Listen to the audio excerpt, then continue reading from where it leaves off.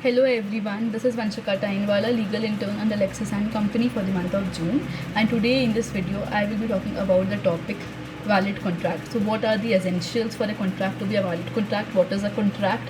And when a contract is not valid, so how a valid contract is enforced in the court.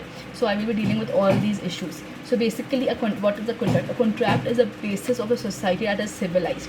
So the legislation on contracts in India is included in the Indian Contract Act of 1872, which defines contract that wherein two parties have signed an agreement containing obligations, that is promises, which will be met by the two parties, and if that formal agreement becomes binding by the law, such an agreement becomes a contract.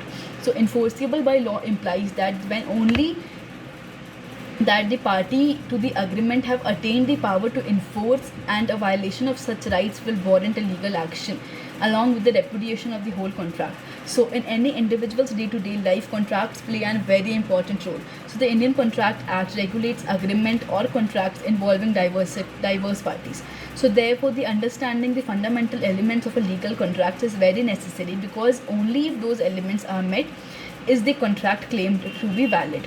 So in section 2H, the Indian Contract Act, the contract term is defined as an agreement enforceable by law.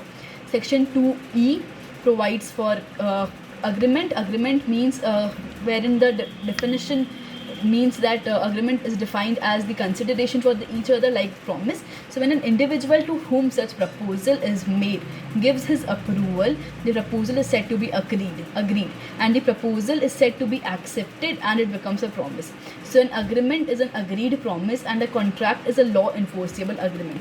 So in contract law, there is a promisor, a person who agrees to do something in exchange for consideration, and a promisee, a person who pays such consideration. So section 10 of the Contract Act, Indian Contract Act, specifies that if the parties with respect to the legal respect and the legitimate object have given their consent free of unreasonable interference, then all the agreements are considered to be contractual, and such contracts will not be declared void. So all the contracts are known to be agreements, although not all the agreements are contract.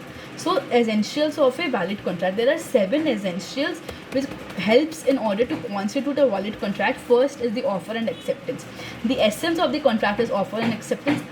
So if there is no offer, and then there will be no contract. An offer and proposal is to be complied with section 2A of the Indian Contract Act if one person shows to another his or her desire to do or abstain from doing something in order to obtain consent to such an act or abstinence. He is said to make a proposal. So when the other party accepts such offer, it is known as acceptance. So this is a way of offer and acceptance. Offer is defined under section 2A, and acceptance is defined under section 2B. So the next important element is intention to create a legal obligation. So there is no explicit contract in the no explicit clause in the Indian contract which states about the intention to create a legal obligation, but it is necessary to establish legal obligation. But over the years, different rulings have resolved the position that the intention to create a legal obligation is an important requirement, because the purpose of forming legal obligation creates a party's willingness to recognize the legal implications of entering into a contract. The third is consideration. An agreement not endorsed by consideration is invalid as per section 25 of the Indian Contract Act. So the such consideration needs to be real and not delusional. A contract without consideration will be nudum pactum, that is, there must be no need for the adequacy of this consideration. The next fourth element of valid contract is competent to contract. Any person who is of sound mind and who has reached the age of 18 years is not excluded by any statute and is said to be competent to shape a contract. So the next fifth important element is free consent. So both the parties must give their free consent, and it should not be enforced by coercion, undue influence, fraud, or misrepresentation. So there must be ad idem consensus as per section 14. So in case of lack of free consent, the deal is invalid, the contract is invalid. So the next sixth element of the essentials of a contract is the object of the contract must be lawful.